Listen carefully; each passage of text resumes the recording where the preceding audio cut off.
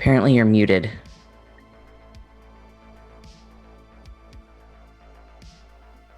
Hey everyone, sorry about that technical issue. Got a little bit of a hiccup right off the bat. But just gonna fix that up real quick. There we go. It's all fixed. So, welcome to the second episode of Cyberpunk Red Ascendancy. I'm really happy that you all could join us tonight. So, we're gonna go right off and hit into some introductions. So first off, in the top left of your screen, we have Ark playing to Harker the Fixer. Then just below him, we have Riley, who's playing Blaze, the Netrunner. In the bottom right, we've got Ben, who's playing Marco, the Met Tech. And in the top right, we have Melissa playing Metal, the Nomad. I'm Cameron. I'll be the game master or referee for this session. And we just got a few announcements to go through before we go into a reminder that this coming week is Election Day. If you haven't voted, please do so, or if you have another plan, go with that. It's important to contemplate your civic duty, especially in these times. The next thing we have to talk about is that there is still a pandemic going on. Please take care of yourselves, stay healthy, and take care of those that are next to you. We get through this together, and that's how we'll be getting through this story together as well. And with that, let's get into it. We bring the camera into over the Night City skyline, the night of Election Day. Riots are going on in the city due to fixed elections and other unfortunate situations like that. And we eventually zoom in on a tower, a specific tower that has a nightclub in the top. The nightclub is called the Night Owl. In there's a lonely bartender. She's polishing a few glasses, typical sort of bartender stuff that you see all over the place. Other than that, it's empty. It's been cleared out by the woman that steps in. Name's Patricia, but her name tag on her corporate uniform says Patty. She goes up, orders a drink, and we see her sit down, put her head in her hands on the bar. Bartender, can I get you anything, ma'am? Things kind of went to hell in a handbasket. Patty looks up at the bartender, sighs, and says, "You have no idea. Things are going to get a lot worse from now on." Bartender kind of looks askance, and that's all we see of that scene as the camera pulls back out and starts weaving through the skyscrapers over the riots and protests that are being maintained by corporate police fairly violently. And corporate police has a little bit more leeway to do whatever they need to make sure that the streets of Night City are clean. And we'll quickly zoom over to the head precinct of the Night City Police Department. Separate entity than corporate police, but that's not what we're focused on. We're focused on an apartment just across the street. The camera zooms up the staircase, goes through the locked door, and we see the not tidy but not messy apartment of Blaze. We see her sitting in front of a very comfy chair. She scrolls through security cam footage of the events outside of that skyscraper we were just in from the night. After a little bit, from Blaze's perspective, someone jiggles the lock to the front door, and there's that moment of tension of, is this another break-in, or the door unlocks, and we see LaTroy for the first time. He's got close-cut, natural hair, a deep caramel chocolate skin, and he's got a very wide smile, because he brightens up as he opens the door into his home to see his roommate. Uh, you can see that transition from the outside face that we all have when we're going from work or school to home. He says, I didn't expect you to be up, but I don't know what to expect anymore these days. You okay? I talked to Taharka earlier. He said you chatted. Yeah, chat might be not the right word for it. Uh, saw people get killed, like a lot of people get killed. What? What? Yeah, so Were there you at was the? this. Hmm? You weren't at the protests, were you? I didn't. Oh no, no, no. We went and voted way earlier than that. No, we went to some nightclub to try and get a job, and I'm trying to think. There was the bartender who Taharka was hopelessly in love with and flirting unabashedly with, I mean, and then that's there his was kind two of deal. people. Yeah, that is his kind of deal. Uh, and then there were two people at the bar beside him. There was like this gal with a plate on her head, definitely nomad. And then beside her was this guy who looked like he was from fucking Wizard of the Oz. Like, I'm talking way out east, like not remotely from here. I think he was from Kansas or something. And he said he watched my stream. And then we got to talking about that, and it was really nice for a little bit. And then some guy came in and he was like, oh, and then some other guy came in and he was like, ugh. And then the one guy ran into the elevator, and then the other guy ran into the elevator, and we were all like, the fuck? And then a bunch of corpos came in with like their suits and zoots, and they were like, yo, did this guy go here? And we were like, yeah. And then they were like, 10,000 creds if you get him. And then I was like, hell yeah.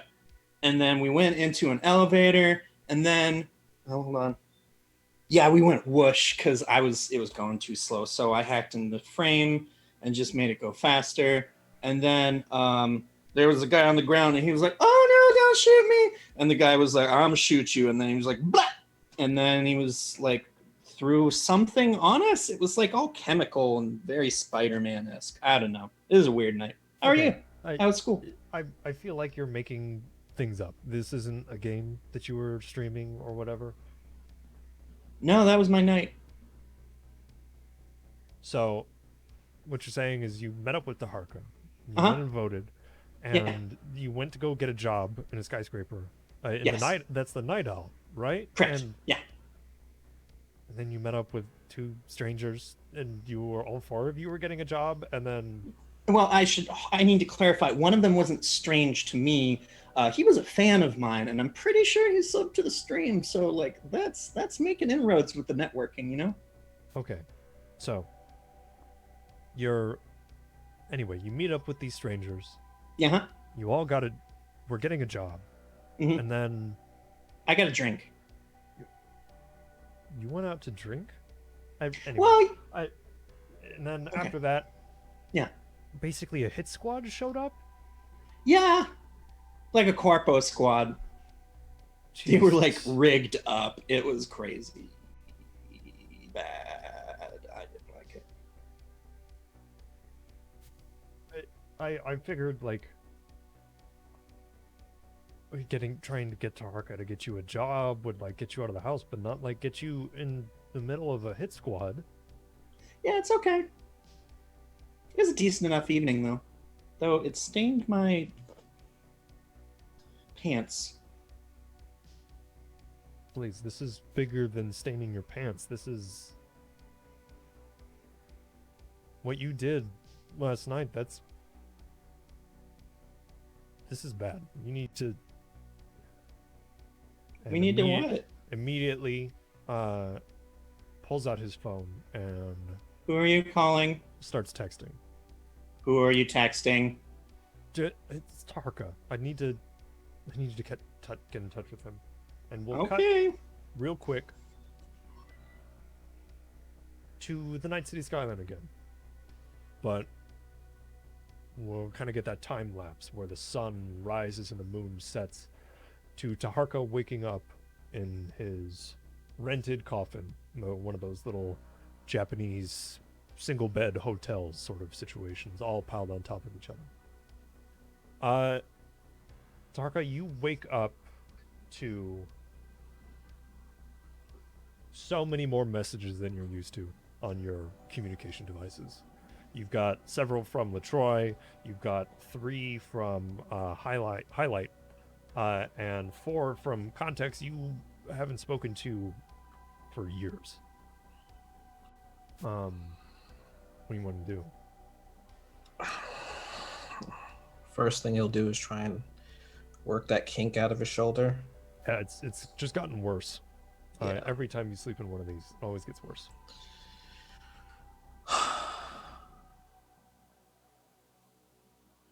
I could have pulled my way out of that shit. Fuck. All right. He'll look at his phone and kind of scroll through, and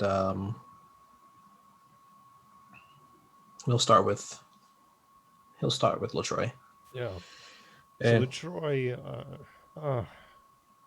I hope you okay? I heard yeah, this mixed bullshit from Blaze, and did you see the security it was footage she bullshit. found? Yeah. No. She pulled it up last night for me. Okay. Whoever this fucking guy was that killed that man, Is killed, no good. he killed an entire Corpo squad just by himself. Shit. I don't know what's going on, but I mean, I assumed that they got killed before he got there, and I this is something serious, Tarka. Something's hell wrong. yeah.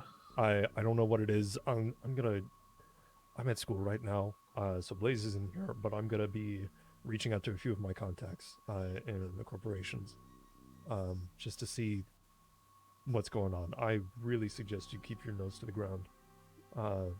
Figure out what's going on and stay safe, okay? I know what to do. All right, keep an eye on her. Yeah. He All hangs right, up. later. Where are you headed while you're calling people? You just sticking in your coffin, or are you going anywhere? He gets out of the range of the coffin, and so he's kind of walking and talking Sure. while he's having the conversation and just looking around bit by bit. And he gets to the end of one corner. He's just like,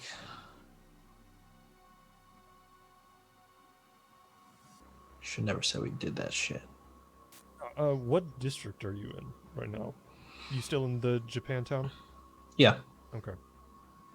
It's at that moment when you stop and kind of think that you start getting a call from Highlight. Talk to me. Hey, I know I sent you to that job, but I didn't expect you to blow the place up. Blow the place up? What the fuck do you mean blow the place up? Your name and the name of like 3 other people are plastered everywhere that I hear, man. Like, The fuck are you talking about? We went and got a couple drinks, and then some fucking lunatic apparently shot up all the cops outside. okay, so here's the deal. You know how some corporations like to steal employees from each other, like headhunters, that kind of Yeah. shit. Yeah, one of the reasons I don't fuck with corporations. You usually. got in the middle of one. No. Yeah. No. That first squad that showed up in the bar, that was the one trying to retain the employee. And the one that was dead, the other squad that was on the street, that was the one trying to take the employee. Fuck. Hey. Wait. Fuck. Where are you right now? I just got out of coffin in Japantown. So you're in Japantown. Yeah. Okay. Stay put. I'm gonna find you, okay? All right. Okay. He hangs up. Okay. Are you staying put? Absolutely not. Yeah. Absolutely not. So are you just gonna start walking, or are you heading anywhere in particular? He'll, just casually put his hood up and just make his way, some of the less frequented areas, the ones that don't have quite as many cameras still intact, Okay. and try and see if you can find a billboard or some sort of news and figure out what the fuck is going on. Yeah. So you start walking, and it sounds like you're heading a little bit southeast towards the casinos. Mm-hmm. And you get a message from a number you don't know. Uh, you pull it up real quick, and it says, "Hey, I know we met last night real quick, but um, before you are marked, if you want to keep those people alive, I got a place you can go. Um, you got to go up to the East Harbor, up in the north of the city. You can either go to Joe's Diner or to Pier 3, the Paradise. And if you go to Joe's Diner, go at night. If you go to Pier 3, go during the day. And either way, tell them that and there's a pause in the message. And then real quick, you see that kind of like person's typing, and it's Umbra, by the way. It says, just make sure. Put it in my notes and I lost it. Give me one moment.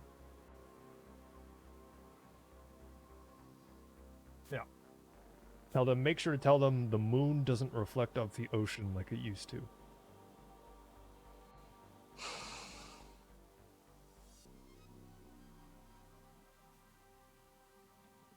Oh, oh, every time I talk to a bartender, some bullshit.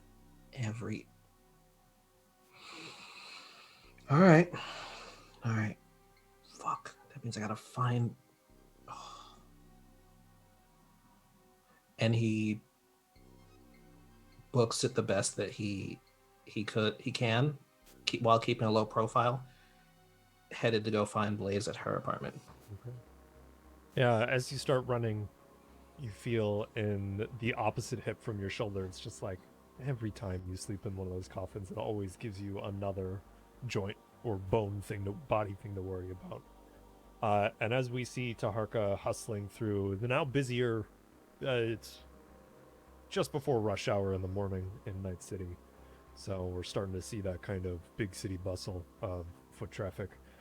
We see him enter a crowd, and the camera pans up and swivels in the opposite direction from the city out into the Great American Wasteland. And it zooms pretty quickly over the Beavervilles, the combat zones, and everything like that. And we eventually find amidst the desert and the other wasteland from the aftermath of the Fourth Corporate War and just the overuse of the land, a bundle of different vehicles in a small little cove.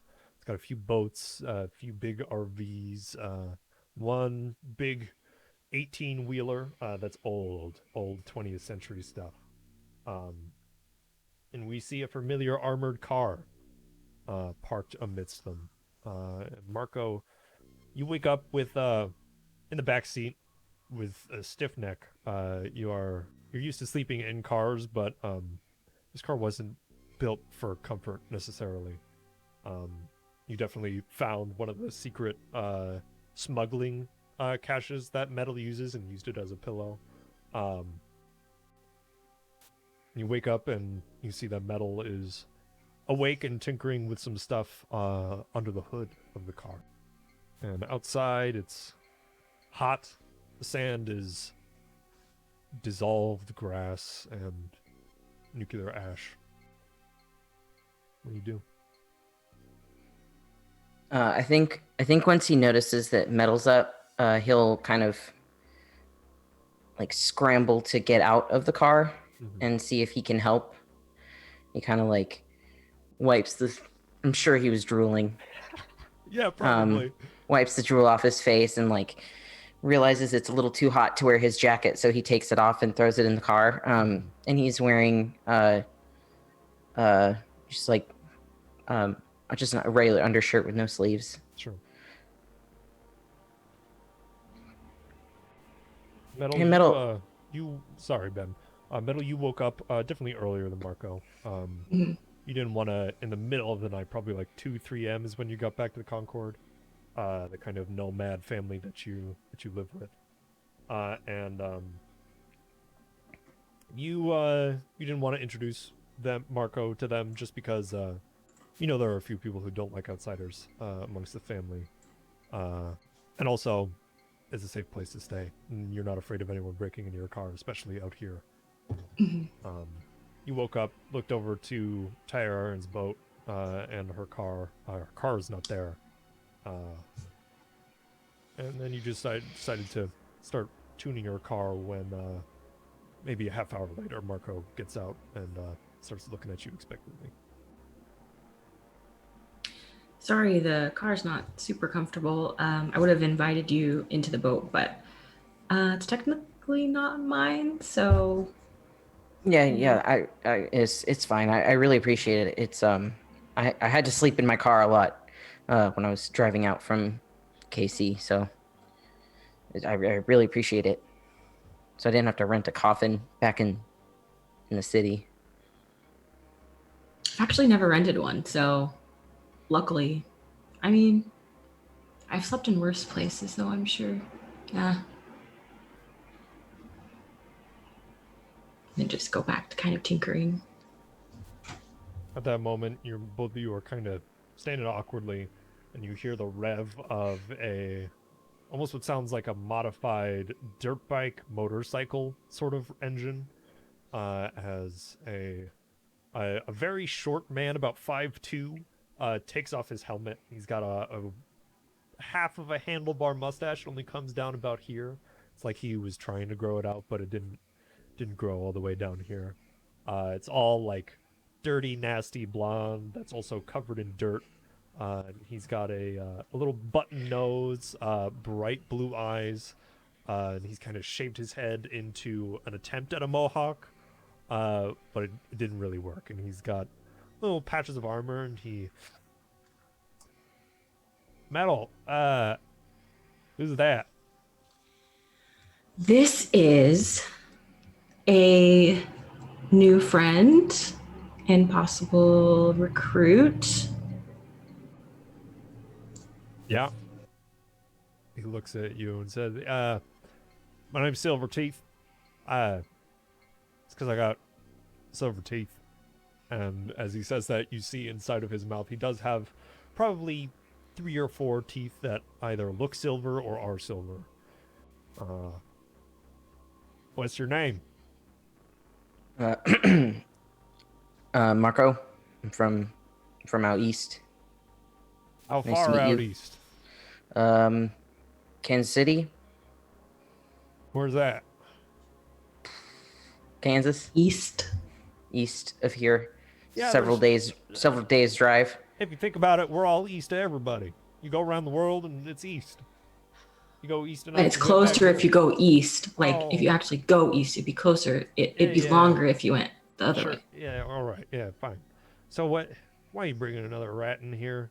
No offense, but like, call everyone that's not in the Concord rat. Because they might join. And we need medics all the time. Yeah, all right. Yeah, it's fine. Whatever, Metal. Tyra Aaron's out. She's grabbing some stuff from one of the other families up north. But she left a message for you. Okay. She said you gotten some shit. I don't know what happened last night with your deliveries, but apparently she heard through the grapevine that you fucked up. So, not sure what that meant, but if you got a computer or anything like that, it's probably good to try and get in contact with her. You know how she doesn't like to carry a phone or anything like that. Okay.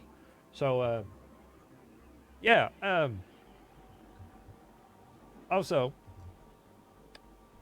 you know whose car that is? What? Which? He points over the horizon, closer to Night City. And it's pretty easy to spot. It's almost like they weren't trying to hide.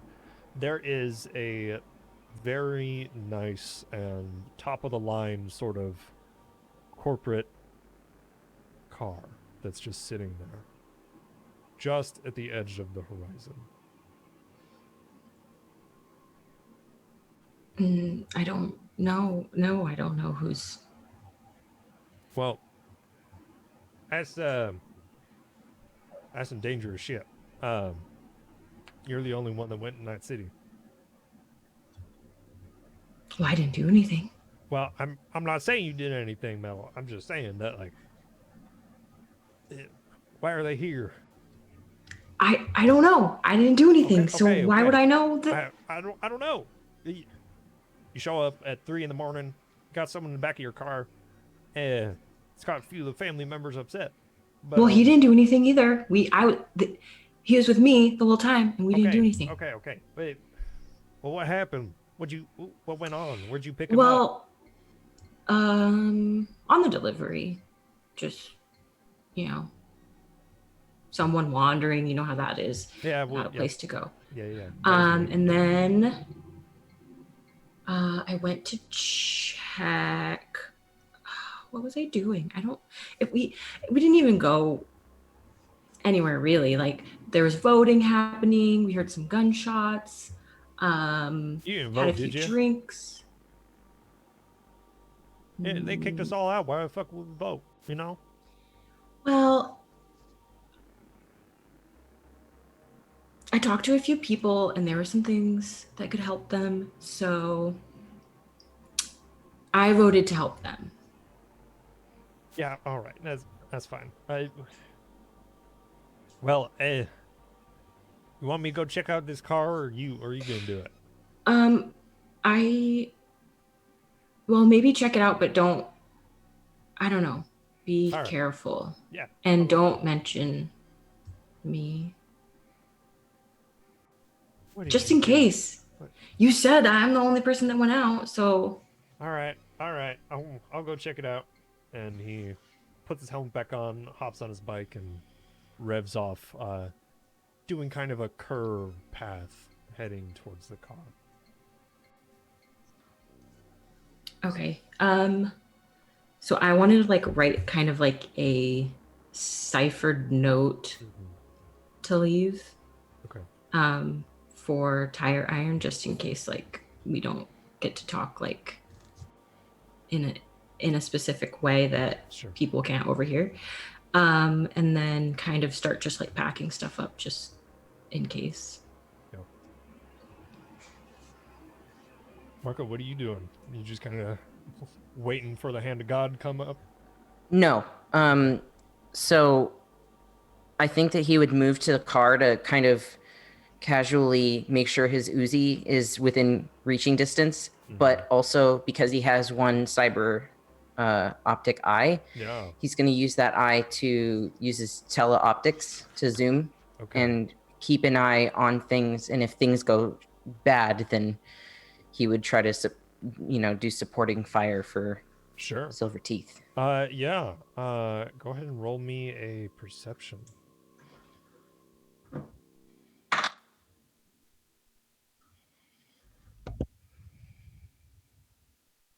How's it looking? So the only perception in here is human perception. Is that the one you meant? Maybe it's the wrong... It's the wrong skill. No, there's no, perception. it's under, I'm a dingus. yeah, okay. Under intelligence. My bad. That is plus int. Ooh, 23. Okay, yeah, especially with your optic, you definitely see things. You watch as all the windows on this car are completely tinted. You can't see anyone. There's no license plate on this car. And in Night City and the eastern states that have formed their own nation state now, in the world of Cyberpunk, you're required to have a license plate. There's none. And running with your family back in Kansas, you've seen a few cars like this. This is heavy corporate, very high level. And you eventually see Silverteeth right up on his real dirty ramshackle motorcycle, right next to the window. You see him knock on it, and it rolls down a little bit.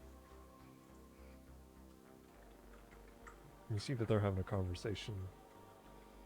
And then he stops and revs and turns and immediately starts to peel back towards the Concorde. And after a little bit, you don't even hear a sound. And he drops. And the car slowly drives away. How far away? You said Silverteeth fell? Yeah. Silverteeth fell, the bike went rolling, and he just hit the ground. And How far away? I'd say maybe a mile. With your optic, you're able to see real far. Yeah. Metal, he's down. We need to... The corporate car's leaving. We need to go help him now. He's far. Okay, so I'm assuming I've thrown everything in my car and I'll head over there. Okay. Yeah, so you both Or hop we in will. that car. Yeah, you both hop in that car and you make your way over to Silverteeth's body. And you dodge the motorcycle that's kind of smoking on the ground. And Marco, I assume you're jumping out and doing your medtech stuff. Go ahead and roll me your skill for that. I believe it's medicine or something along those lines. Can I assist in some way? First aid? Yeah, first aid, that's it. Do you have first aid, Metal? I do have +9. Sure, go ahead and roll that as well. The both of you are rolling. It's another 23. Okay. And it's a 15. Okay. So both of you together kind of see where he was hit. He was hit in 3 places. One at the base of at the top of his neck, where it connects to the head, and 2 in the back in his back, just about the other side of his solar plexus. There, he's not breathing. There is nothing. There's just a No small pulse. Nope. There's a small pool of blood just forming around him. I'm gonna try to talk to whoever I feel like should know about this. Yeah. You both get back in the car and you pull back over to the Concorde and you find one of the more senior members. Cheez-It is his name. He just really likes Cheez-Its. Okay, that's how they found him. Hey, that was almost my name. Yeah. And you tell him what's going on, and he says, "Well, what are you gonna do? What's going on? Why are the corps here?" I'm going to leave, just in case this is about me or us. I don't know. Maybe you're safer if I'm not here. Okay.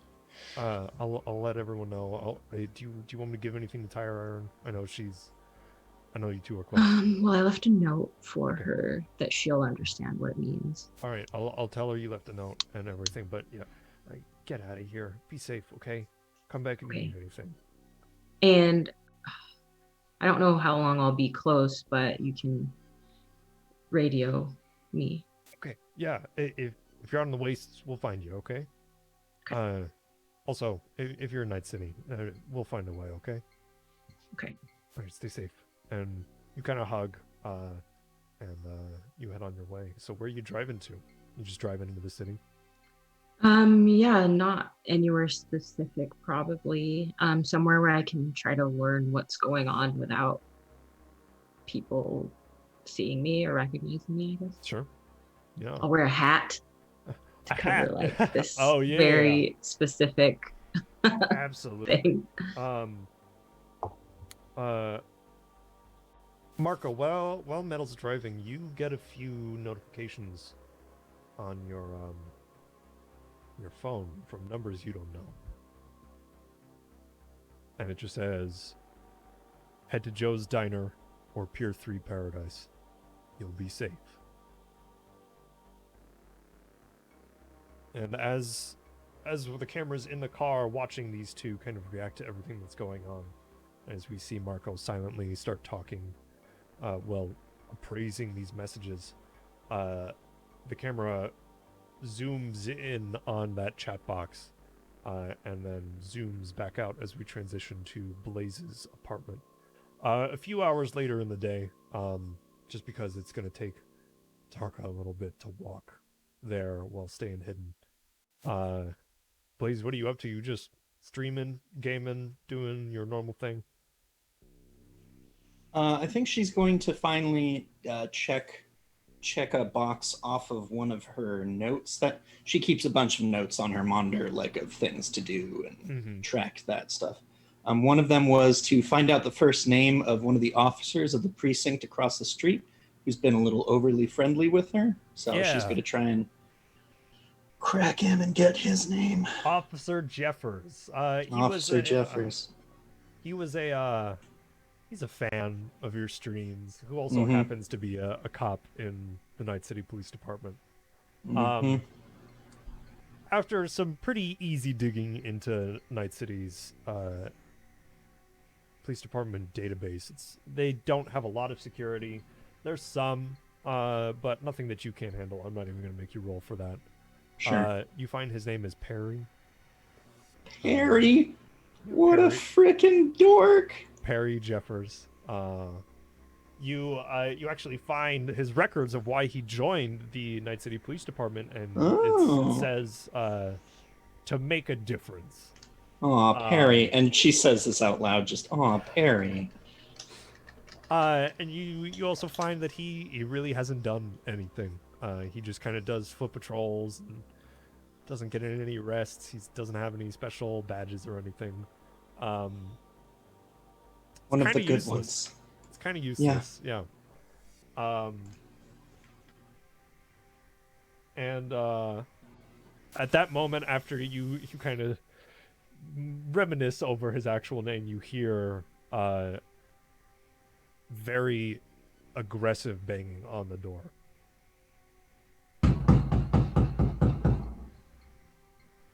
I'm gonna go over and do the unlock thing. Yeah. Peep through the hole.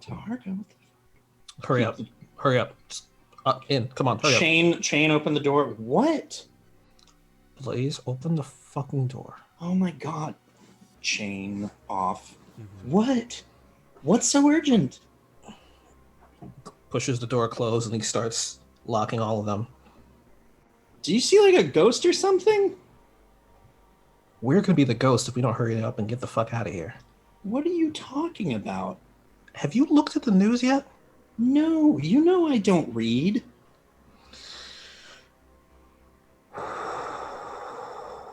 Okay. Blaze. What? Blaze, apparently they think we blew some shit up. What shit? Specifically? And he just pulls up one of the articles that he found on his phone. And he hands it over to her. The article reads, "The new gang bonfire strikes again," and it just details how the valiant corporate police were standing up to the bonfires. They were trying to help the rioters that were standing against the fair elections in Night City. And it spilled out all the way to the eastern part of the kind of nightclub district on the other side, kitty corner to Afterlife and Johnny Silverhand's old place, and outside the corporate hotel and nightclub Night Owl. Oh my god. This is terrible. This is going to be awful for my brand. None of you are named in it. Oh, thank God. I'm not associated. And she just tosses the phone back at Tarka. Hey, this is serious. And I'm seriously not getting involved with it. Okay. It's at this time that all four of you get a migraine. Almost out of nowhere. It's been about 12 hours since the incident last night. Blaze, I don't know. I don't know if it's talking to you right now or if it's the fucking coffins. I've got a splitting headache right now. You too? Can we please... Do you have something going? Like, no, did you check the gas or whatever? Gooby! Are all systems nominal? A little kind of tripod little tennis ball camera perks up and starts bobbing on its own on top of the camera back and forth. Mm-hmm. Is everything kosher in the apartment, Gooby? Yep. Okay, so yeah, are you also experiencing like sledgehammers on your gray matter right now? Yeah. And I think one of those sledgehammers is coming from the fact that you think that if they're Blaze, they're gonna pin this shit on us. I don't know. You're already starting to pin this shit. I don't even know what the shit is. You just read the shit. Yeah. It sounds like rioting. We weren't involved with rioting. We were involved with watching a massacre of a corporate hit squad. We didn't even see this hit squad get hit. Exactly my point. It doesn't matter, Blaze. We were standing there when he torched that dude and our 10... Was it 10? 100? 100? 10. It was probably about 10 dudes. It's not like it's the first time we've run across corpses, dude. I will say this. I blame myself. Because we know not to deal with the fucking pigs. It's true. All right, you said it. 100% no takes backsies. This is your fault. I'm down with that. And then Blaze is just going to wander over to her sort of hammock bed and just like put a pillow on top of her head and then just quietly groan. Yeah, as Blaze starts groaning, the camera's kind of sitting in the corner of the apartment. Two things happen at the same time. Taharka, you start getting a call. You look at it, and it's highlight. And there's a knock on the door. What is this? A fucking metro subway? Like... Shh. The knock goes again. Expecting anybody? No.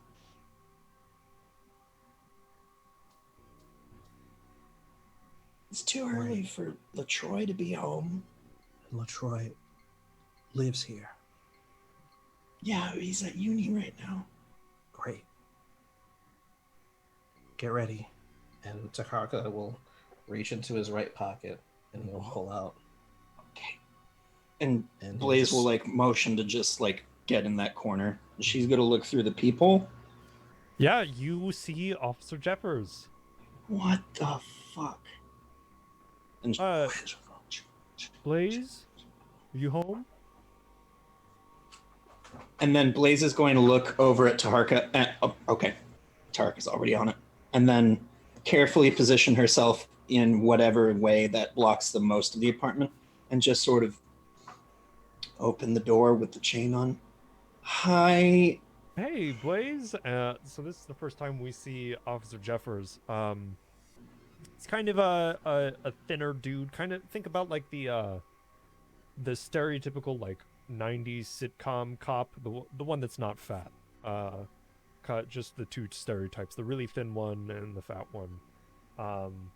Kind of hat's a little too big for him and things like that. But you see he's wearing an armored vest, and he's got his gun on him. Hi, officer. What? Hey. Today's kind of a bad day. I'm having a bit of a head problems. I'm kind of sick. So yeah. Well, I'm sorry to hear that, but I'm kind of stepping out of line here. Okay. You need to go. What do you mean? There was a call put into the precinct. He looks at his watch, flips through it a little bit. Specifically 25 minutes and 37 seconds ago. To bring you in. Me specifically? Yeah. It says for tampering. Poor Kay, Jeffers. You know I would never. I know. That's why I'm telling you. Because it's corporate. So what? Are you trying to take me in quietly? What is No, this? I'm not here. And like Blaze gets up as close as she can to the crack of the door. Are you fucking Breaking Bad right now, Jeffers? I don't know what that means, but Okay. You just go. I get you. I just want you to know you're one of the good ones. what does that mean? I don't know. Hey, cab, and then she just closes the door. Eventually, you look through the peephole, and he stands there for a few moments, and then starts to leave. Bless your heart, Perry. All right, so we do gotta go. You're right. Sorry. Blaze. Yeah. Do you believe me now? It's not. For the sake of expediency, yes. Okay, let's. And she's just beginning picking her bug out bag up, like bunches of snacks. She puts in the microwave. She's loading up some cables. The microwave? Okay.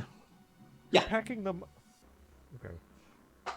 Listen, she needs a way to transport freshly microwaved foods directly to her wherever the fuck she's going. And she starts scribbling a quick note to LaTroy. Dear LaTroy, sorry about the microwave. Really needed it. Going to be AFK for a few days. Bye. Heart, heart, XOXO. Is that are you taking the microwave? Don't worry about it. Microwave. Don't worry. Power down. Oh. All right, that's got Blaze, at least 5 hours. What? Blaze, What? we have to go halfway across Night City. Yeah. You cannot carry a microwave halfway across Night City.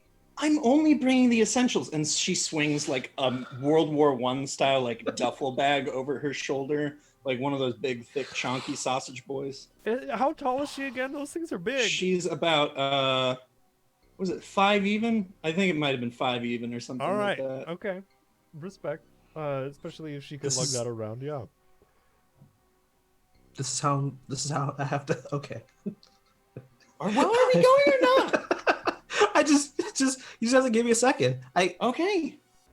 I have been in some bad deals. Okay. I've pissed off the wrong people, and never in a million years did I think that I was gonna get framed for some corporate shit that I clearly didn't do, and then die because you have to carry a fucking microwave. And she will actually laugh at that. Girl's gotta have her essentials. What can I say? Gooby, come on. All right. And the three-legged camera, kind of hops off of the computer and like sits on Blaze's shoulder and wraps around her armpit and shoulder and just kind of sits there looking at everything. Oh, we're doing Brad Pitt today. What are your gyros not in coordination? You can hover, can't you? I'm gonna die. This is how I'm gonna die. All right, let's go. Taharka will, take a quick look at his phone, check and see what time it is. Mm-hmm. It's about 1. Okay. Before we PM go. or AM? PM. Okay. That's why it's a little weird. Real quick. You woke up and then this happened. Oh, I didn't even get to have a breakfast burrito. All right. So we are heading over to the water. Supposed to look for either Joe's Diner or Pier 3 Paradise, I think. Okay, got it. And she's just gonna pull up a map and like net into it. Yeah, it's All right. It's all the way in the northeast part of town. It's all the way in the northeast part of town. I know where it is, which Oh. is why I know that you can't carry a microwave. They've got to have some sort of outlet there. It's a bar. It's not about the Blaze. What? Blaze, if we get on public transportation, it'll be real easy for them to pull us out. Oh, we're gonna walk there? Are you joking me? I would have packed the microwave then. I hate you. I hate you. You said this was your fault, and I'm sticking by that. After, as the two of you start walking and making your way up, both of you roll me a d10.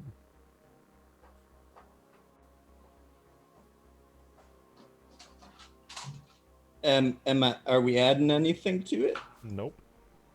I don't like that. I got a 1. Oh. I don't know if that's real bad or real good. Maybe it's the low is better. 3? Okay. Yeah, so the two of you are walking, and you try to avoid the corporate center of town and all those areas, so you head up a little bit north. Knowing that that's a little bit more gang territory. It's all fine until you get to just the marina. Not the East Marina, but the Upper Marina. Everything's fine until you hit the American bar.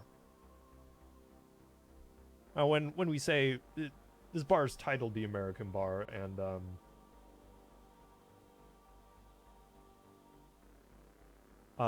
welcome Raiders, by the way.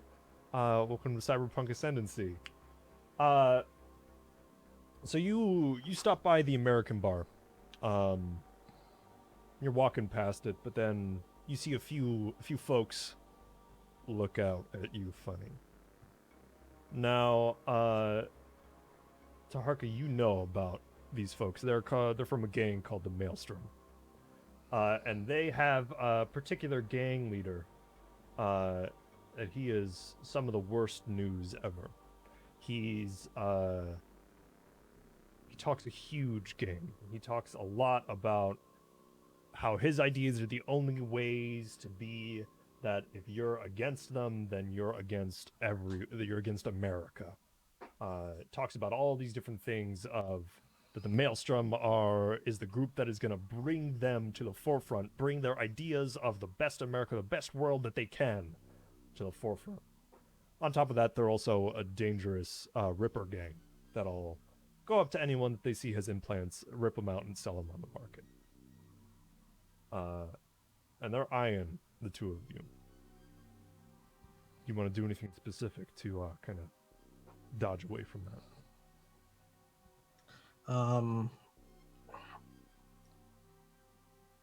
How far are we from roughly what would be another gang's territory?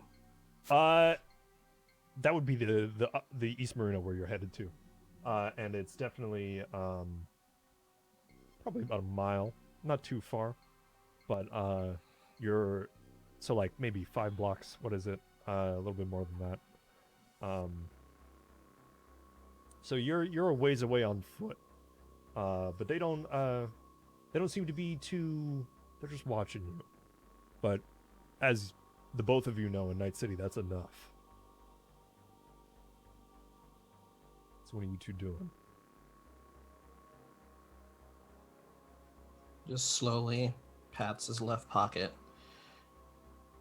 checks to make sure that everything in there is where it needs to be. Mm-hmm. You got it all set. Checks his right pocket as well. And he just kind of slip his hand into his left pocket and keep it there. He'll lean over to Blaze and say, walk a little bit faster. Don't make it obvious. Okay. And she's just going to take out her wraps and start doing it around her hand as, like, casually as she can. Sure. Right. And around... he'll go ahead, sorry. try and make it seem as though he's having conversation Mhm. with her, just to see whether or not anyone's gonna try and take them from behind and think they're not paying attention. Yeah. It looks like 3 of them start following you. Maybe about 3/4 of a block behind you.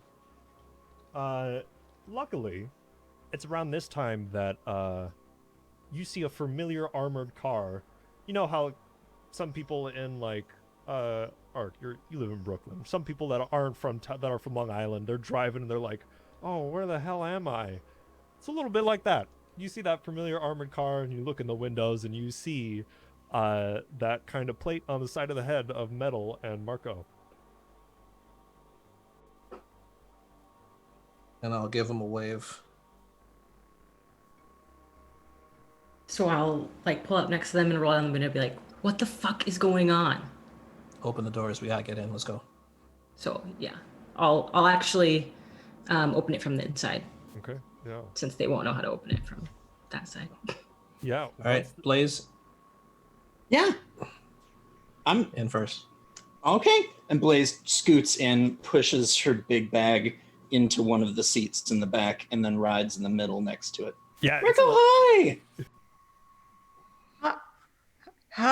Hi. All right.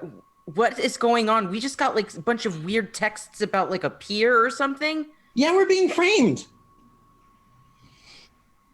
For what? I don't know. Framed for driving way too fast. Let's make sure that they know that we definitely did the shit, can we? Come on. Mm-hmm. Oh! You want me to drive fast? Wait, if we drive fast, then they know that we're won't. Okay. Drive, please. Thank you. Yes, I'm driving. That's what I do. Leave the pedal to the metal. That's good. That's good. That makes sense. That makes sense. So you start making your way, and all of you notice that once you got in the car, once Taharka and Blaze got in the car, all of your headaches went away. But eventually you make it to the East Marina, and this place is a little bit. It's reminiscent of modern day, our world, piers and docks. You see like all the shipping containers and everything connected to that.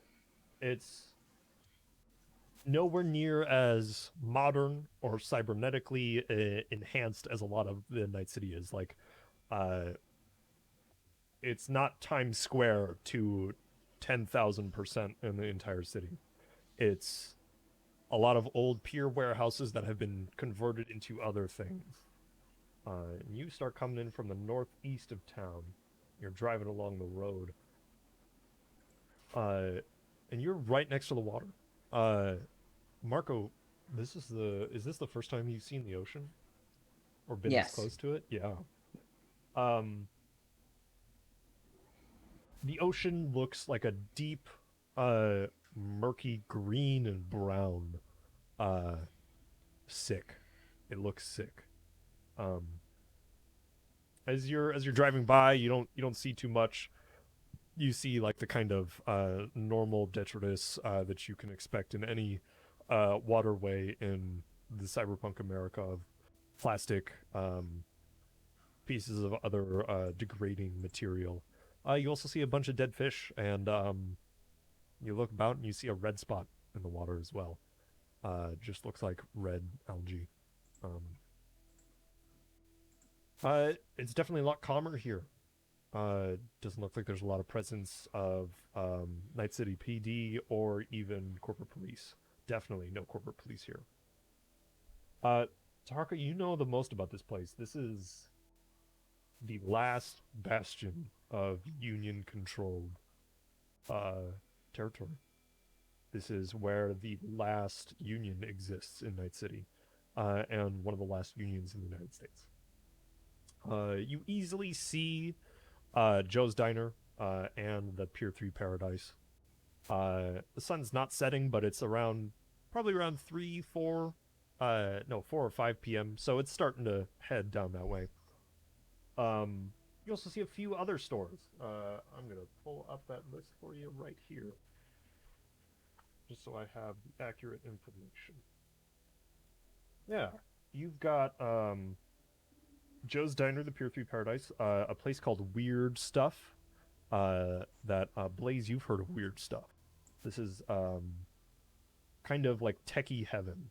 It's like pieces of computers and other materials. It would actually be appealing to Marco as well.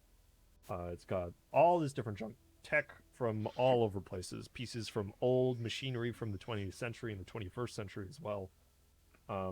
Stuff that hasn't been in use since 2020, since before the Fourth Corporate War. There's also a bunch of packing houses, shipping places, Universal Export, United Express, delivering companies. There's the Union Hiring Hall, which none of you ever seen. And then a barbershop.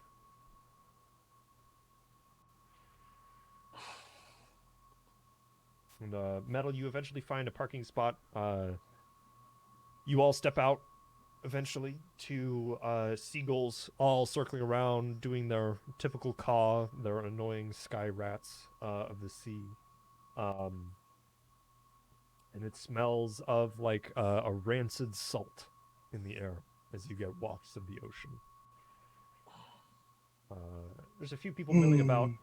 Definitely a bit more of dock workers and shipping workers as well. That's where you headed. You've been told to head to Joe's Diner and also Pier 3 Paradise. Got a few choices. All right. What are you all doing here? Like physically here at this location? What I'm saying is, I got a message saying to come here, and I don't think it's a coincidence that you two happen to be driving by. So. Oh yeah, that is kind of funny, isn't it? We got a text to come here too, and we just happened to see you two. Well, I don't text and drive, so they got a text, and I just drove where you guys told me to drive. Also, Responsible. I'm very glad that you safely drive. Can we safely get into one of these two buildings?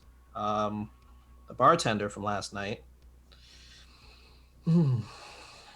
well, she said we need to make sure that we either go to the Pier 3 Paradise or Joe's Diner. I think she said Joe's is... Scroll through his phone. Joe's during the day, Diner at night. So... Is it day or night? I can never tell. Right. So, we can pick one. We can either try and scope the area out, make sure we're not being followed, or we can pop into one of them and hopefully not have any issues. When we get in there, they're going to ask us they want to make sure who we are, so we're going to tell them that the moon doesn't reflect off the ocean like it used to. Oh, wait, how does that say who we are? It's like a code word, I think. We got a code word? Yeah, we got code words, I think. Or maybe they just like people telling them that. Well, we should pick one soon because I don't like the smell out here. If we can get out of it, that would be nice. That would be good. Yeah.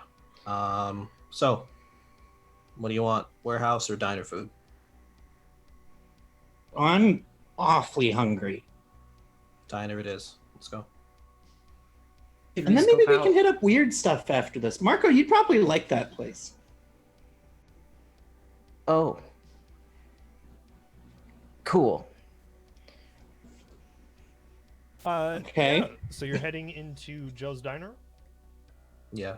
Okay. Should we see what's around us first, or? Yeah.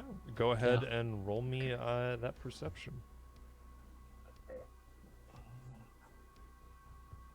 Anyone who wants to jump in, go ahead and do that too. So that's I got 18. 18. 20. 20. 16. 19. All right.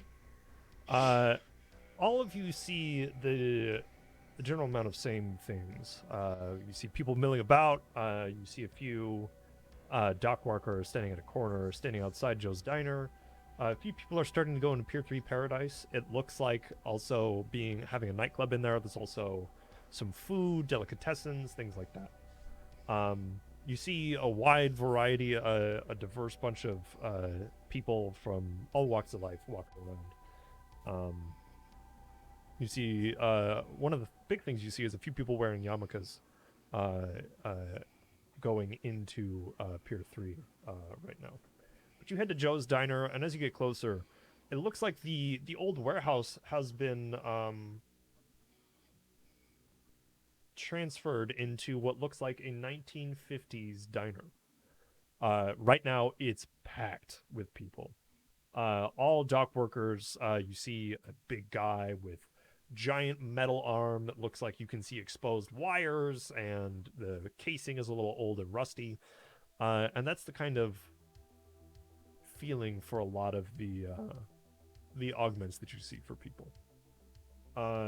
Eventually you go in, you're all four of you standing there. A handful of people, actually all of the people that are sitting at the bar, turn to give you a look. And you notice, especially with all of your perception checks, that these people all have the ILLW union patches on their your uniforms. This is definitely the union place to go. And then a woman comes up to you and she says, "Hey dolls, can I get you a seat? You want a booth? One just opened up." That would be wonderful. Thank you Great. very much. Yeah, I love absolutely. I love the hospitality in this town. Huh? Kind of looks at you funny. He's like, "All right." She leads you to the very stereotypically the end booth down all the way at the end, right next to the bathrooms. And she gets you all down and is like, "All right, I'm gonna get you some synthetic water and things like that. I'll let you look over the menu. My name's Nina. If you need anything, let me know." Much appreciated, Nina. It's so nice to be here. Honestly, things were really hectic in other parts of town yesterday, and I just thought it'd be nice to get some fresh air. See the water, even though the moon doesn't really reflect off the ocean like it used to. Yeah, absolutely. Yeah, it's not as fresh as it could be, especially with the water out there. But yeah, I definitely get what you mean. She kind of conspicuously puts her hand on the table, towards you, and with your 20, you see that she has a ring on her left index finger that is a fire, like a ball of fire. The ring of fire. And then she goes to turn away, to go get you those waters.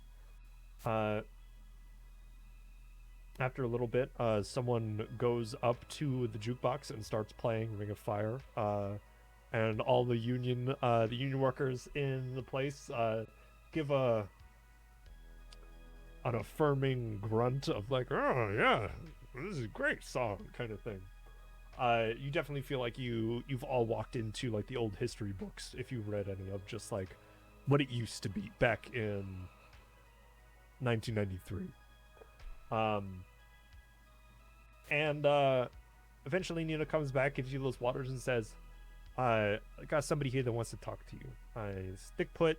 Don't order anything yet because the boss man wants to come and talk to you." After a little bit, she walks away, and a very large and hairy man comes over. You notice this because he's wearing a white traditional tank top and some overalls that has the ILLW insignia on it. And he's got a few patches on his neck that seem to have fixed shoulder issues. But square built man, really thick arms, thick body, thick hair on his arms and on his chest. And he's balding on the top, so he's kind of got a little bit of a comb over. He's got a thick, well-maintained beard. From the rest of his body hair, you expected him kind of like the pan up sort of look. I expected him to be real greasy and unkempt, but he's well taken care of. Seems to take pride in the way he looks. He says, "Well, welcome to you new folks. I haven't seen any new folks around here in a while. You looking for work? I know the office, the recruiting office down well, looking for a few folks to come in and lift some packages, help things out. Speaking faster than my brain is, y'all look like you're from out of town. Not out of town, but like out of the pier. Not from this kind of place. So, well, right on both accounts. Yeah, I heard you talk about the moon. Yeah, it can be beautiful sometimes. Only sometimes, though. Yeah, I agree. But it hasn't quite shown on the water like it used to. And then she'll wink. I'm gonna roll for that real quick.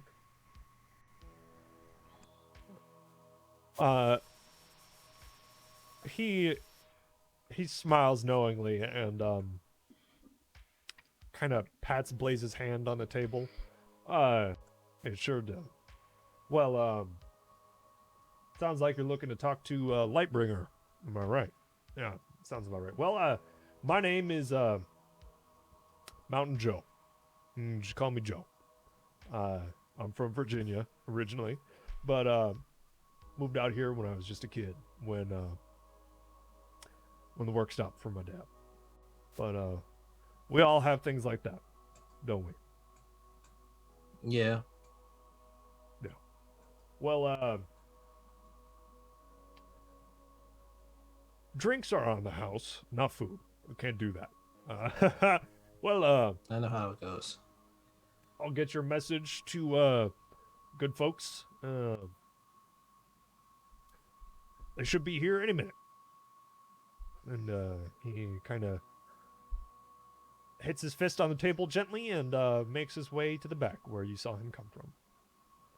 Blaze is going to quietly lean over to Metal and be like, I know he told us his name was Mountain Joe, but I'm just going to mentally refer to him as Square Daddy from now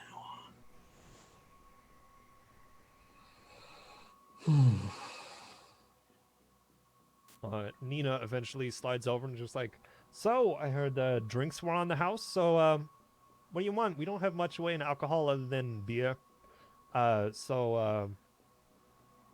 Stiff is good. Stiff?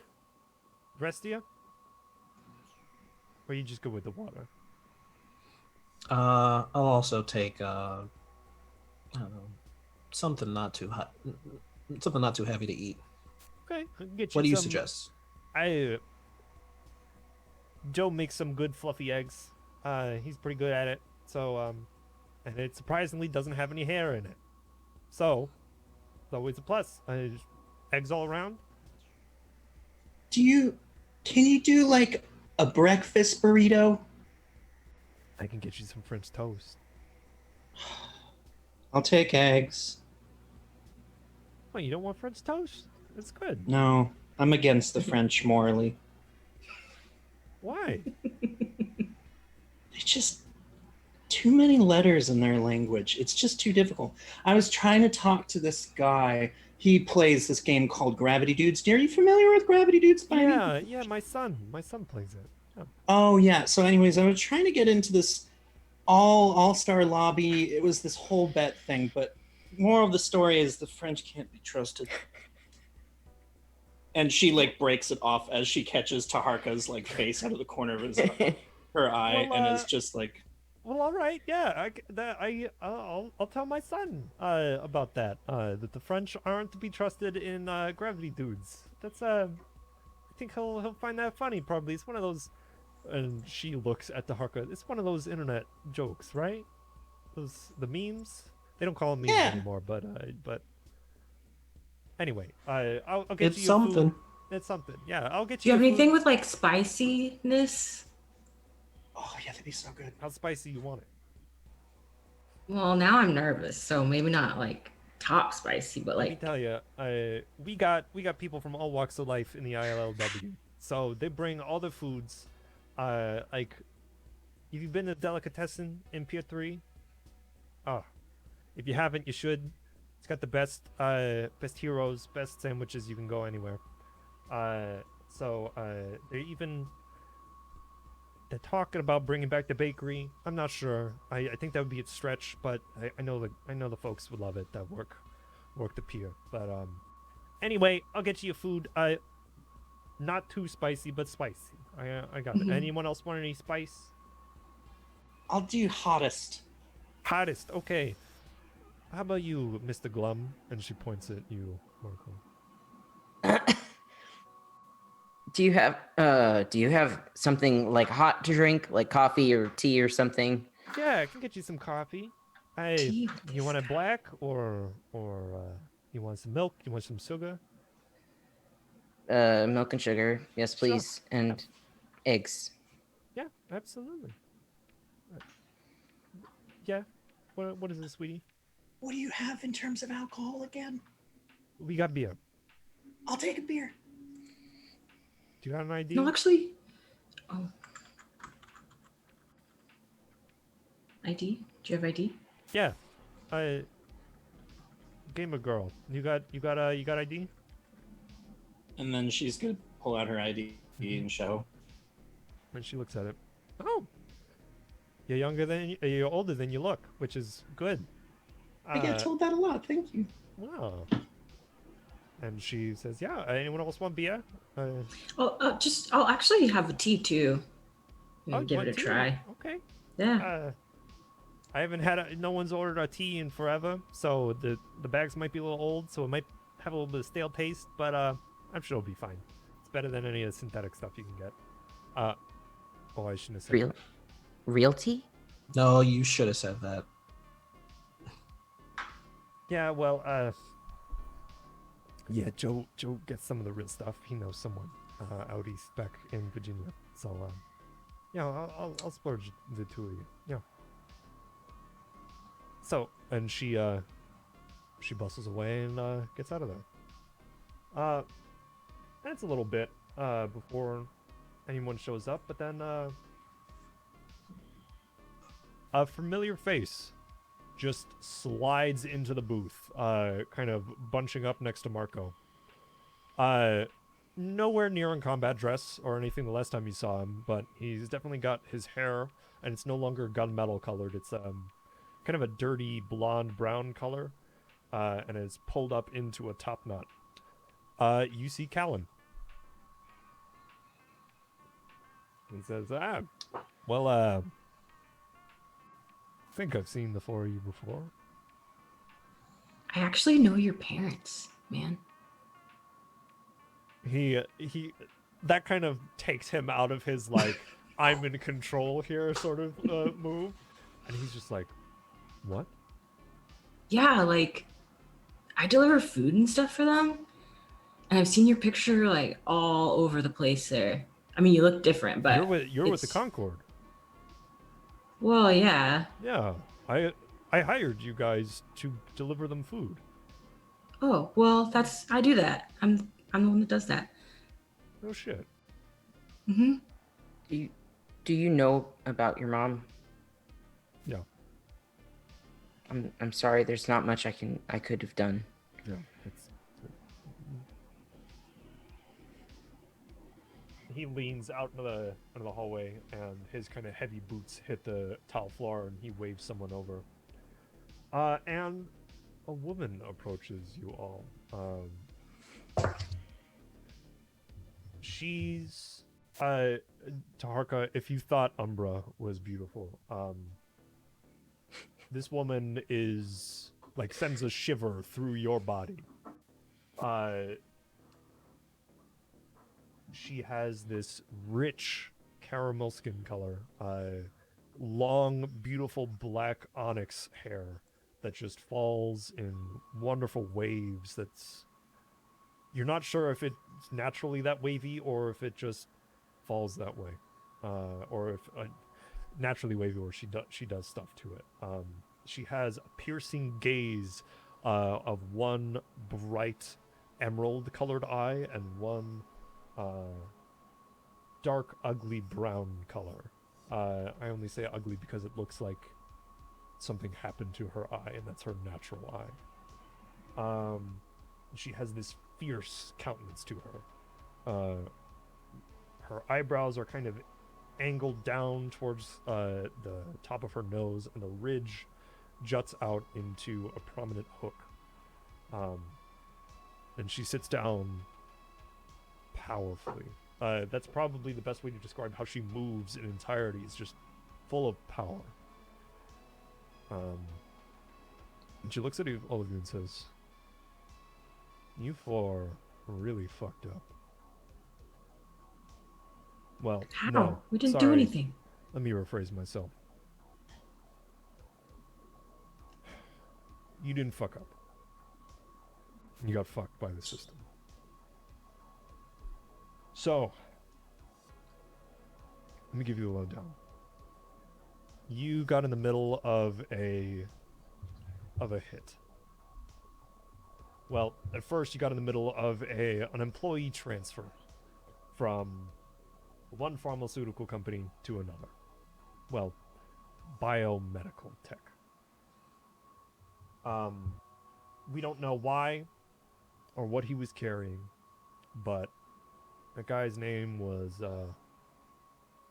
Casey Miles, and he was some sort of whiz when it comes to genetic engineering. And so we knew what that meant for corporate power, so we sent Brand here. And you all look at Callan, and he just kind of... The woman continues and says, "You all just got caught in the middle. And we don't know exactly why they're coming after you, but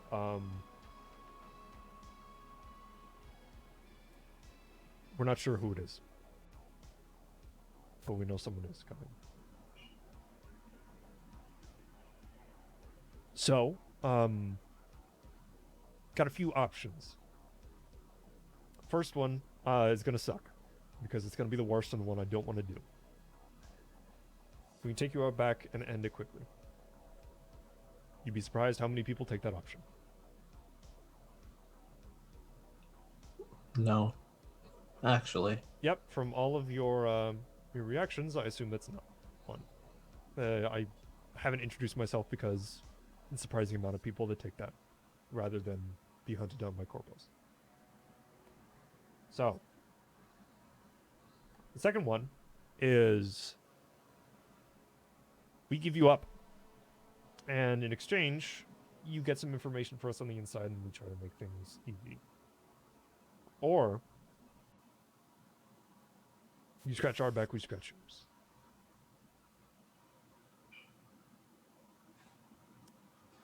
If you haven't gathered, we are the bonfire.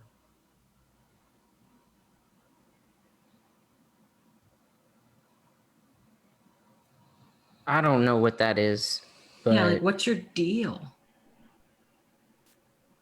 She kind of looks at the two of them, and Callan leans back and says, "Well, how long do you want to sit here and talk about political philosophy and the way that the world is going?" And if you well, want it's obvious that it's gone pretty bad, but like,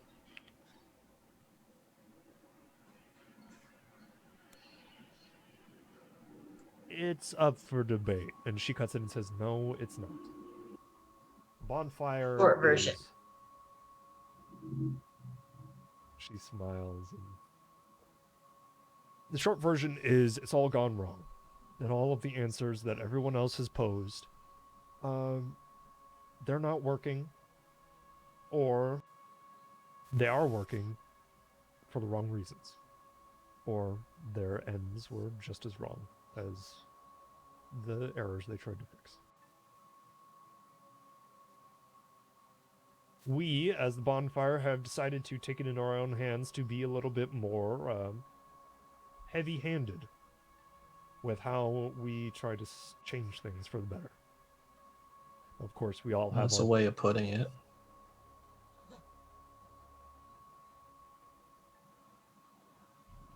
Shall I continue? Or do you want to make more comments? Go ahead. Thanks for your permission. Taharka, at that moment, all of you see Callan just kind of slide a pistol onto the table. She continues and says, "We have seen too many people die because the kibble isn't nutritional enough for them, or the working conditions make it that they can't comfortably do anything other than work.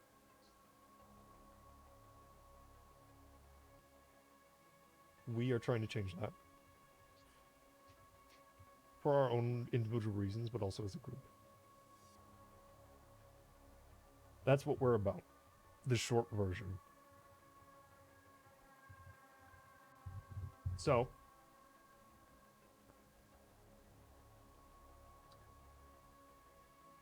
just because we scratch each other's backs doesn't mean you're a part of the bonfire unless you want to be. But there's mutual gain here either way.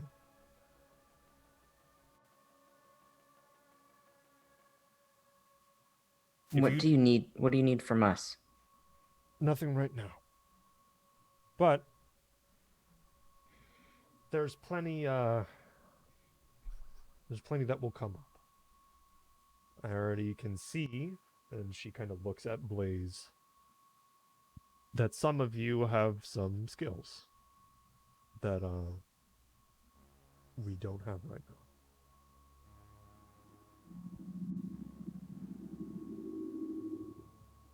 Also, Tarka's name is well regarded in a few districts, and many of our members respect the Concord greatly. So, that's 3 pluses for us wanting to work with you. We're not very big. We're not a corporation, but we can do what we can to make sure that you get what you want in the way that we can.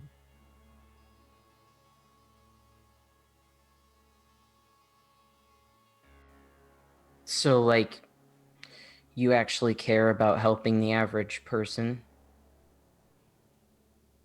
Just so I'm clear.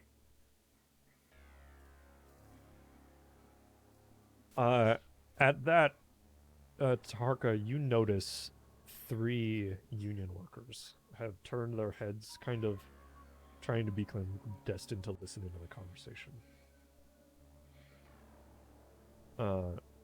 Yeah. Yeah, we do. Can Marco do a human perception to see if he thinks she's lying? Yeah, absolutely. Does anyone else want to? Yes. Please do. All right. That's a 10.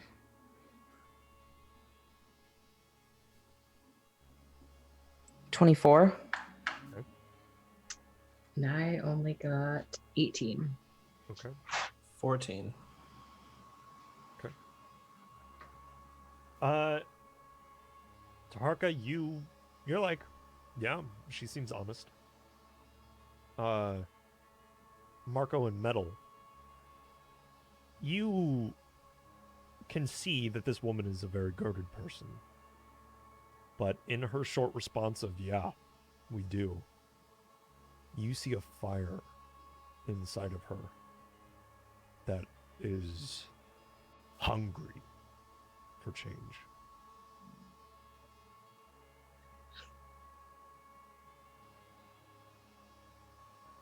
So, that's what we're about. We've worked closely with the ILLW for a long time. We want to make this place good.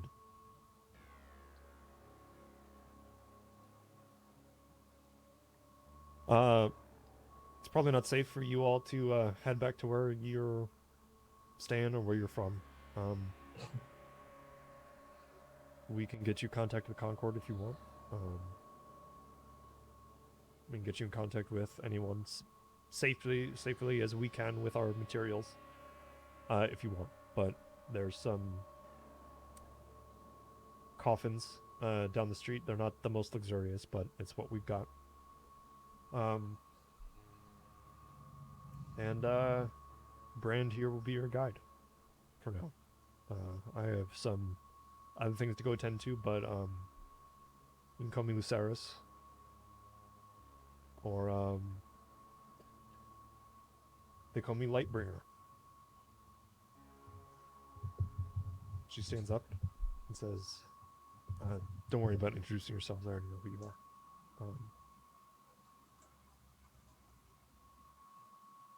I'll see you around. Then she leaves.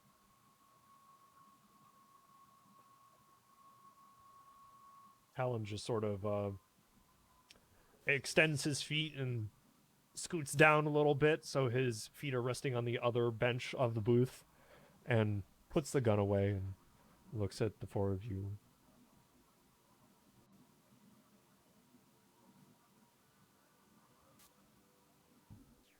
Well,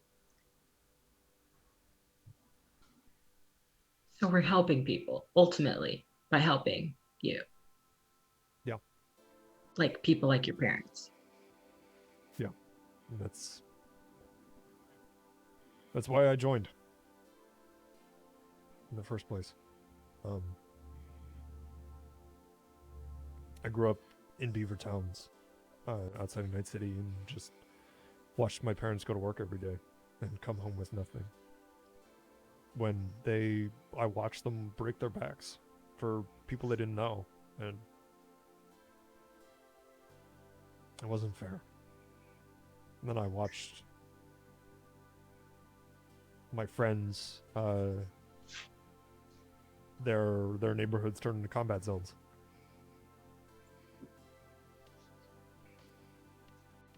And I said, that's fucked up. Plain and simple. And I got involved and I started voting and being political, and nothing fucking changed. So,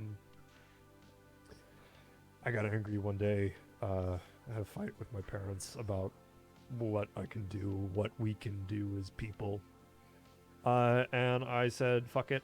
I went and threw a Molotov cocktail somewhere, at a riot or something, and I mean,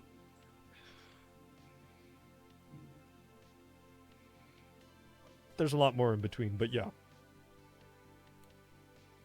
the system's not helping anyone except those who already run it. So, and this is just me, but fucking burn it all down, you know?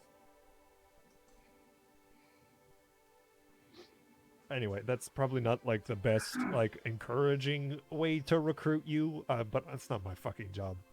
And at this point, Nina comes over, delivering all your food and the tea, and she looks at Callan just like, hey, I haven't seen you here in a while. What are you doing? Hey, you okay? You look like you're healthy. And he smiles. I'm just like, yeah, I'm okay, Nina, thank you. Have you seen Paul lately? She kind of looks sour at him. It's just like, you know what happened, you fucking bastard. Like, come on. It's just like, he said he wanted to talk. I don't, whatever. How are the kids? And they start having their own conversation. What's going through everyone's heads right now? Basically, and it just sounds like more of what the Concord's doing, but with a bigger, working more outside the lines than the Concord. Probably a little bit more illegal. Yeah. Yeah. Whereas, I mean, we do illegal things, but we try to keep it quiet, minimal and hidden. Yeah. Not like in your face. Yeah. Marco.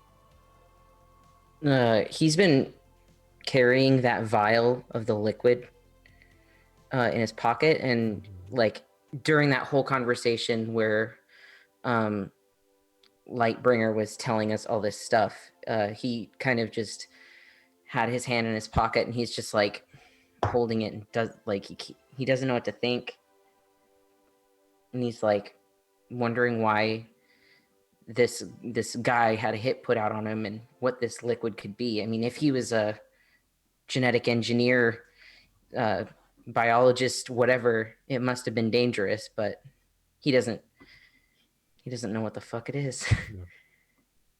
Taharka, you got good vibes about this? I watched Mr. Not Part of the Welcoming Committee set a man on fire after he shot him. I don't give a fuck. Nobody's on the up and up. Very true. Blaze. Blaze is very silently and pointedly eating her spicy eggs and drinking her beer. After a little bit, after Callan realizes things are way too quiet, he just... Well, you all got a lot of thinking to do, so, I'm in the neighborhood here, usually, so, if you need anything, be around. And he leaves.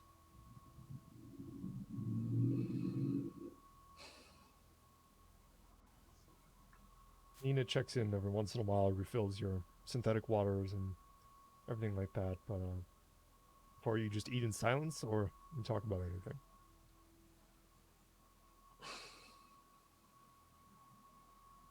I don't necessarily know if I'd want to talk about like everything here, just in case people are still listening or whatever. Yeah. So y'all want to finish up and head out to find some place that's safer to talk? Yeah. Okay. Definitely. So eventually you finish up. Nina brings the kind of bill, and she says, "Well, am I splitting it 4 ways, or is that someone picking it up?" I got it. It's fine. I got it. You got a sweetheart, kid. And she gives you the bill. It's not too bad. 4 people, probably around 60 eddies. Not too bad, comparatively. So you all head out of the building. Where you go? There's a few places you could go. In the immediate area, there's Pier 3 Paradise, which is the kind of like restaurant, gathering area, and nightclub. There's weird stuff. There's the recruiting hall. There's a few places down the way that are more offices. There's the coffin rental place that Lightbringer mentioned. And there's a few other places. There's kind of like a meeting place or a music venue rental area. And there's a barber shop as well.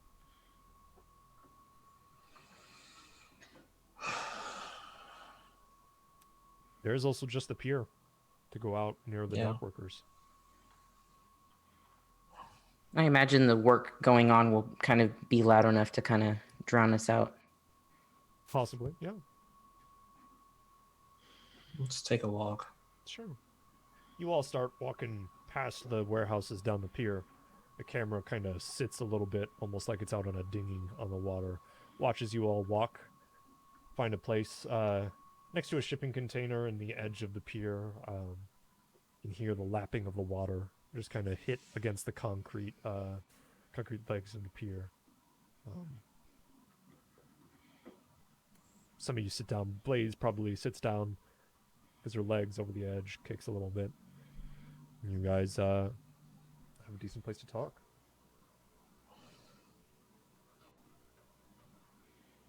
So what do you all think? Well, depends. You buy this story? I don't know how much of a choice we have. I didn't ask about the choice.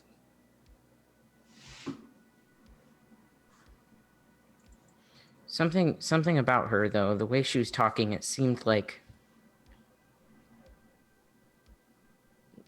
genuine in a way that was deeper, you know? That's cool. I mean, I'm sure that it's not cool to shoot a guy and set him on fire, but like, Oh.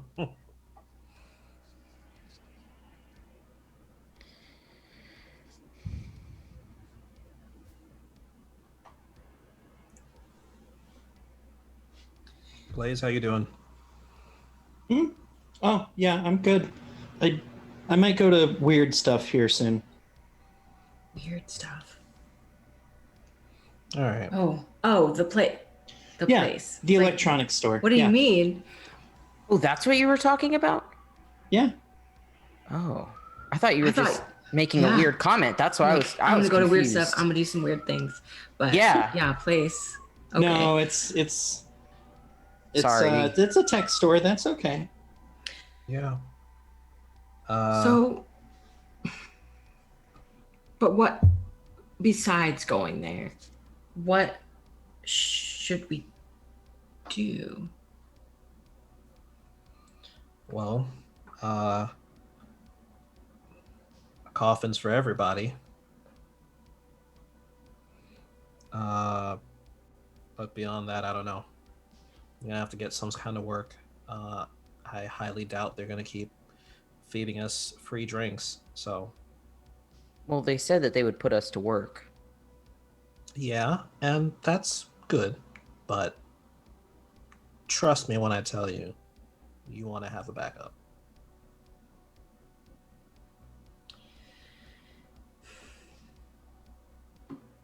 I don't really know if I can accept. I just need to talk to the Concord. Oh yeah, they didn't the boss say that they could try to get you in contact? Yeah. So I mean, maybe I don't we'll know go if back. I want to use theirs versus on my own or. It's fair. Hey, I don't know what the hell else is going on out there, but we just became real close buddies, so stick close. Well, that's good. That's positive out of all this. I hadn't really thought about that. And with that, camera will start to pull back away, back out from the buoy, almost if it's a zoom out, and we'll transition to the darkness of a bar we passed earlier. There's some old-timey sort of 20 early 2020 music, like old country kind of rebelling music from the deep south playing.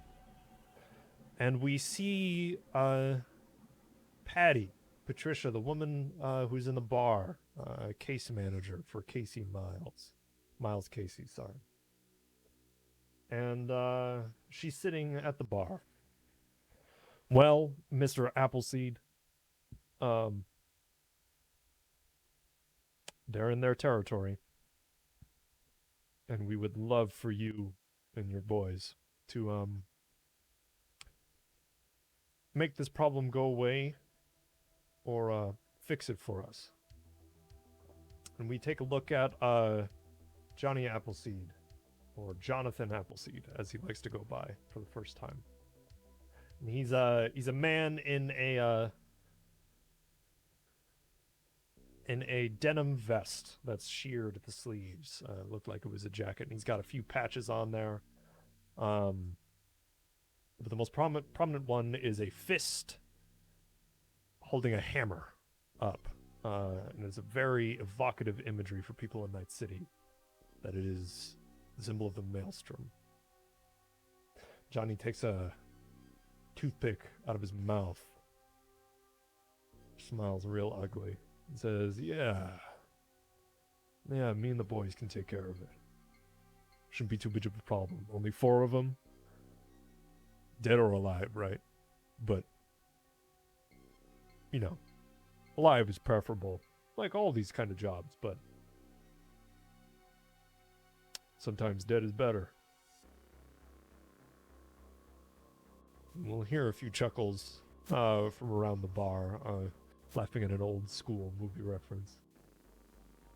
And Patricia will say, yeah. We've done our business before, so anything you can give us, we'll scratch your back.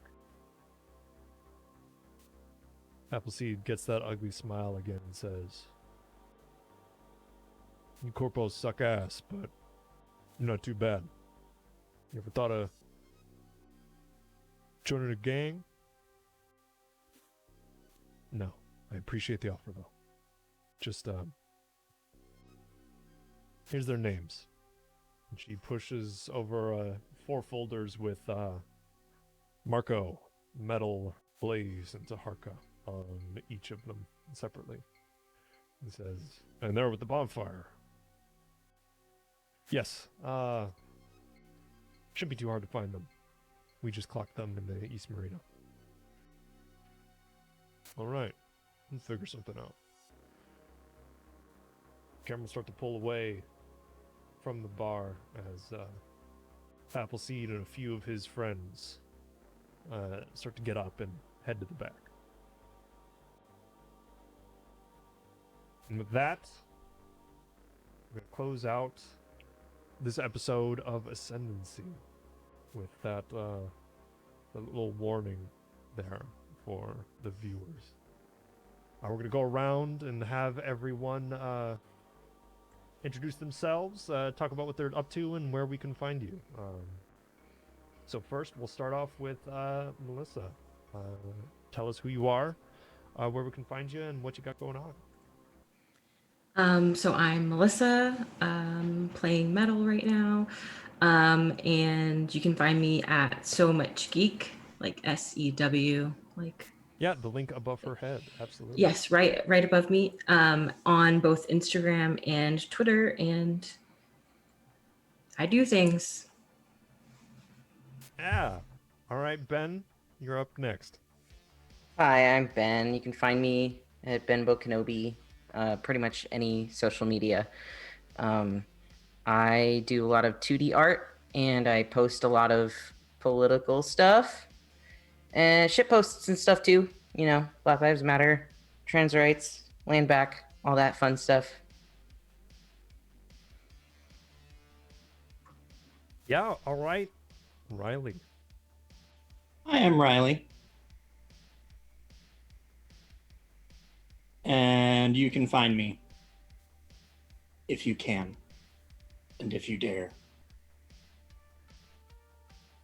And then finally, we've got Ark. Hi, everybody. Arc Dragon Breath everywhere on the internet. Good luck to everyone who has to go out and vote. Everybody who has to figure out those things. Vote early if you can. Make sure you drop off your ballots. If you were going to mail them, go drop them off in a box. Do what you can, just please. Other than that, Black Lives Matter, Trans Lives Matter, Disabled Lives Matter. You can find me. I talk about tabletop stuff, games, whatever. So, same at everywhere. Arc Dragon Breath. Yeah. I think I got it. Yeah. All right, and I'm Cameron. You can find me at worldsmith_cam on Twitter. Thank you so much for joining us for this episode of Cyberpunk Red Ascendancy. Come back next week for the next episode to see what the Maelstrom have in store for everyone. Remember to vote.